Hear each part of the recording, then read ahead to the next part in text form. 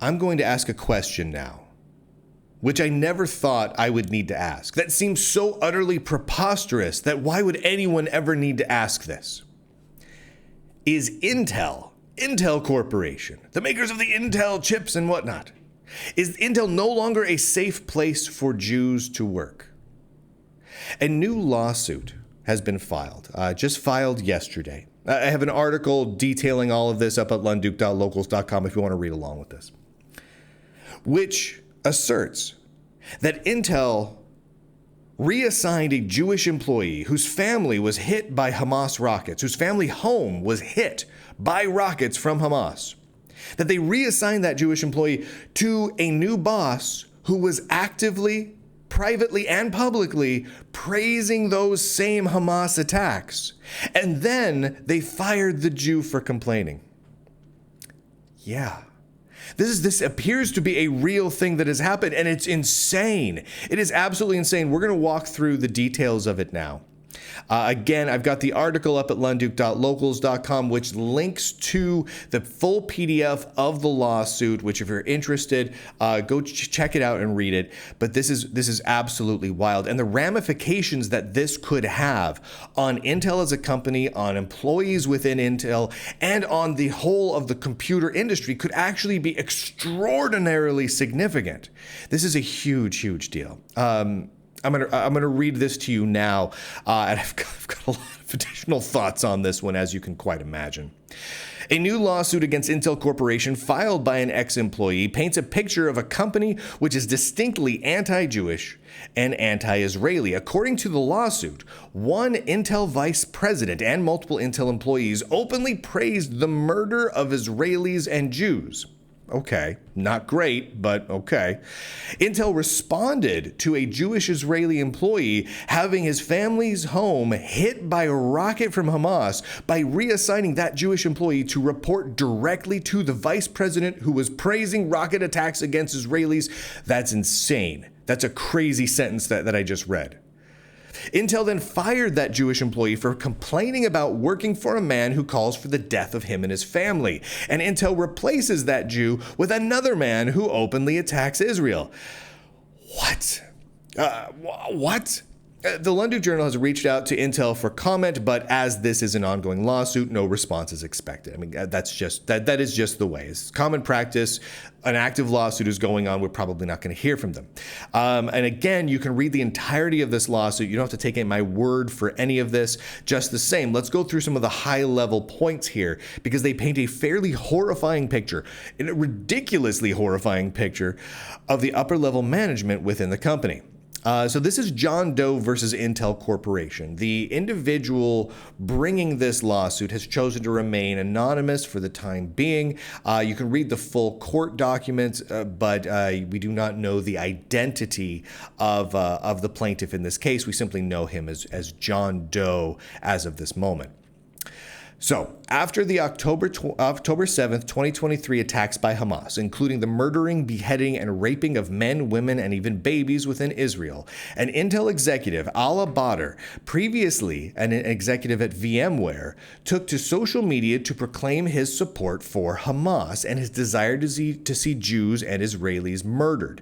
In the article, if you're listening to the audio podcast, I've got pictures from the lawsuit showing exactly that. His posts. This includes liking and sharing numerous social media posts glorifying violence against Jews, such as "Praise be to God, the trampling was done" with a boot on the neck of a Jew. With other posts celebrating the burning of Israeli soldiers and declaring they would be, quote, "sent to hell" with little flame emojis. Whew. Ala Badr, the vice president of customer success out of the Seattle offices of Intel Corporation, is a prominent member of the Islamic Center of Bothell, where he gives weekly lessons, halakha, often discussing Jews and Israel. If you want, I link to their YouTube channel with a playlist of Ala Badr's teachings at the Islamic Center of Bothell, because why not have all the details, right? According to the suit, Intel was made aware that Al Badr, a vice president, was wishing death upon Israelis. Badr's hatred of Israelis, according to the suit, was well known within the company. Okay. All right, so he was out there wishing death on Jews, wishing death on Israelis, praising the attacks by Hamas, praising them, glorifying them, wishing for more. Okay. Here's where the story starts to get really nuts. It goes from, this is just one guy with a lot of hate in his heart, to, oh my gosh, Intel did what? Here we go. The plaintiff in this lawsuit, who is simply identified as John Doe, is an Intel executive who is a Jewish Israeli citizen living in the USA and a former member of the Israeli Defense Forces, the IDF. John Doe's family home in Israel was hit by rocket fire from Hamas, which nearly killed almost his entire family. Holy heavens. Can't even imagine. Intel HR and executives were made aware that the rocket strike on John Doe's family. All right. So this Intel employee, his family was literally getting attacked by this as this vice president Al Badr was out there publicly praising the death of Israelis from those same basic rounds of Hamas rocket attacks, right? What? Now, the one saving grace here is that John Doe and Al Badr did not work together. One did not report to the other. As far as I could tell, they weren't part of the same team. They didn't report to each other. They were just at the same company. Now, Al Badr was becoming infamous within Intel for saying all these things. That was being well known within the company, but they didn't have to interact with each other too much directly, as far as I can tell. But then, get this. On January 29th, 2024, just weeks after John Doe's family home was attacked by rockets from Hamas, and Al Badr was out there praising those rocket attacks, John Doe was reassigned to work directly for Al Badr, his new boss. This truly happened. This is real. This is a thing that actually happened. I'm going to repeat this because it's crazy. It's off the charts nuts. In response to a Jewish Israeli employee of Intel having his family home attacked with a rocket by Hamas, Intel Corporation almost immediately, within weeks, responded by moving that Jewish employee to now work directly for a man who infamously expresses his public hatred for Jews and Israelis, literally wishing death on them. What in the heavens is going on? From the lawsuit, Badr was not shy about his anti-Semitic views, even with John Doe himself. Badr repeatedly pressured John Doe to tell him whether other Intel employees were Israeli. When John Doe confirmed that specific employees were Israeli, Badr sneered that there were so many Israeli employees in our company. Oh my heavens. Oh my heavens. A formal complaint was filed regarding Badr with his boss, Abdul Jarrar. Badr's boss, Abdul Jarrar, is an Intel vice president who has been with the company for 26 years. However, no action was taken against Badr, and John Doe was not moved to another team. Nothing was done at all. This is Abdul Jarrar, the VP of Software and Software as a Service, GTM, and Sales at Intel Corporation, according to his LinkedIn page.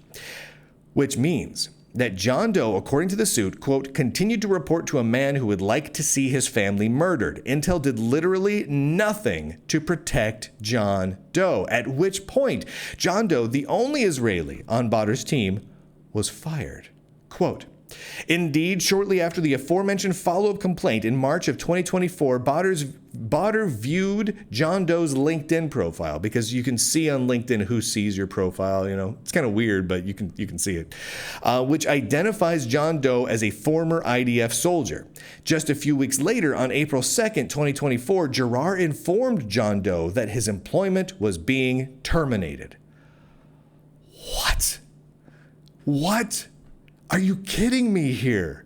This is crazy. This is absolutely insane. Then, and this gets even more insane. Intel hired a replacement of John Doe. And who did they get to replace the Jewish man? Who did they get to replace the Jewish man who had just been reassigned to work under someone who wished him dead and then fired? Another person who openly expresses hate for Israel and support for Hamas. You can't make this up. Quote, the unlawful motives behind John Doe's termination could not have been more clear when, just weeks later, Badr and his supervisor, Girar, hired John Doe's replacement, Mohammed Ahmed. Incredibly, Ahmed openly espoused the same anti-Israel sentiments as Badr.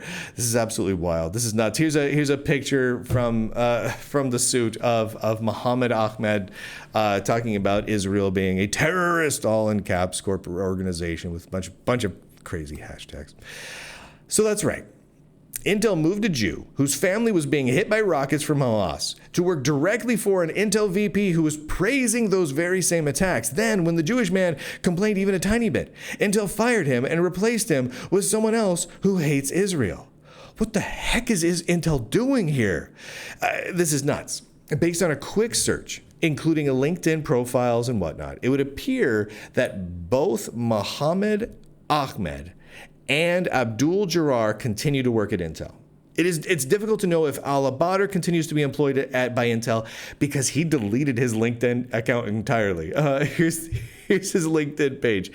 Once this lawsuit became public, he went scorched earth. His Twitter account's gone. His where he posted a lot of crazy stuff. So we have screenshots of it, but the Twitter account itself is gone. The LinkedIn page is gone. All the LinkedIn posts that he made, they're all gone and scrubbed every which way from Sunday. Just the same, Intel has made no mention of Badr being fired, and considering he's a vice president, the lack of announcement suggests he's possibly still with Intel, at least in some capacity, but we don't know for sure because Intel has not responded to questions. Badr has deleted his public LinkedIn page and whatnot. We just don't know for sure. Now, here's the thing. And I said this before, but it's worth repeating here. It is standard practice for a company to not comment on active legal actions. This is common, right? This is most lawyers will say we don't comment on an ongoing lawsuit. As such, it is highly unlikely that we will hear anything from Intel regarding any of this, which is unfortunate because this is a very, very big deal. Huge. One which Intel needs to get on top of very quickly, both privately and publicly.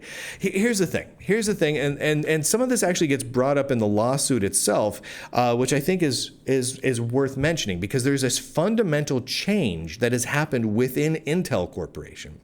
See, Intel wouldn't be Intel without early Jewish employees. That's just the fact of the matter. Just as two huge examples, Dov Friedman, who lost his parents in the Holocaust, Jewish man, is the inventor of the EEPROM. Right? I mean, he was an early Intel guy. He invented the EEPROM, and I mean, just an absolute computer engineering legend. And of course, Andy Grove, whose father was held captive and tortured in a labor camp by the Nazis, was one of the first employees of Intel and eventually the CEO of Intel. But has Intel changed? Is Intel no longer a safe place for Jews or Israelis? Here's the thing. If even a portion of this lawsuit is accurate, it suggests exactly that. It suggests very strongly that Intel is an incredibly unsafe place for a Jew to work. Because executives there, your bosses, are calling for your murder specifically and praising a murder and attempted murder of your family and friends specifically. That's pretty hardcore. Now, I don't care what ethnicity you are, what religion you are, what nationality you are. If you work in a major corporation in the United States of America and your boss is out there praising and calling for your murder, that's a kind of a rough work environment. It's just a little hard to manage that. And the fact that Intel widely knew all about this but did nothing is insane. In fact, in the actual lawsuit here, this is fascinating. One HR representative declined to officially take action here against Al-Badr because that HR representative was Jewish and Israeli and feared for her job if she spoke up. She was afraid that Al-Badr and other vice presidents and executives within Intel would fire her if she spoke up and spoke out or took any action whatsoever against Al-Badr, who was out there praising the death of Jews. That appears to be the culture that now exists within Intel. Which, again, whether we're talking about Jews or Irish people or Christians or Buddhists or gay or straights, black or white, it doesn't matter. That's not good. None of that is good. That's real bad. That's a terrifying circumstance to work in. The ramifications for Intel employees, along with a large portion of the tech industry on this, could be extreme. At a time when Intel is already experiencing significant negative press, including mass layoffs. I mean, they just announced 15,000 people being laid off. I should point out, a large amount of those are scheduled to be Israeli. Something's going on. This is distinct. There appears to be an ongoing pattern here, and I'm starting to connect some dots. This is certainly not the kind of attention that the company needs. I mean, they're hurting. They're hurting in a big way right now. Now, obviously, for a great many reasons, this hits fairly close to home. I used to live just down the street from Intel headquarters. Right? My first computer that was mine, right? That was mine, that I didn't have to share with my family, that was really mine, was an Intel 286, 640K of RAM with an EGA graphics card. Oh, baby. I love that machine. I have a huge number of friends that over the years have worked at Intel. At one point, I thought, how cool would it be to work at Intel? I did several tours of the Intel factories and fabrication facilities and just thought they were amazing. And of course, I myself am a Jewish man. So this story hits close to home in about a million different ways. But realistically, regardless of how close it hits to home, this could have a very dramatic impact on the computer industry. And on Intel Corporation, which is a really big part of that industry. I would hope that we would see some action from Intel on this. I know they're not supposed to speak out on current and ongoing lawsuits, but I find it hard to believe, very hard to believe, that Intel would allow employees to continue to work there after celebrating the murder and attempted murder of their own employees. I find that real hard to believe. Because if Intel isn't actively taking steps to make sure that stops, well, shoot, they're complicit in it. I'm sorry. It's one thing if you have, let's say some peers that didn't necessarily even work together, but they are within the same company, and they have strong disagreements politically or religiously or whatever. And you know what? Yeah, in my day, we left those topics at home and we focused on the job when we were on the job. But let's say they brought those topics into the workplace. Not a great idea, but let's say they did it. Okay, fine. Disagreements are fine. But when your own boss is celebrating the attempted murder of your own family, it doesn't matter if you're black or white, gay or straight, what religion you are, what nationality you are, none of it. That's bad. That's horrible. That's not legal. Intel created a work environment that is, within the United States, criminal. Under federal and state laws. We're talking about Al-Badr is in Washington State. Now, I am very familiar with Washington State law because I was a software executive, a vice president at multiple companies in the state of Washington. If I had done any of this, if I had been calling for the death and praising the murder of of the family of one of my employees while I was the VP, oh my word. The company would be under serious trouble. I mean, big trouble. Yes, I would be fired. I would be out on my keister, because you cannot do that.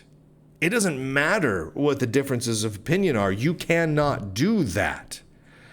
Right? If I stop being a journalist today and I go back into the world of executive management and I go back into it and I start being a VP of tech at Microsoft or wherever, and that's the world I want to go back to, well, I can't do that, right?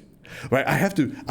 No matter what my personal thoughts might be, no matter how much I want to hop online and say "death to this group," and I don't. You notice I never say "death to this group" about any group. But even if I did want to, I couldn't.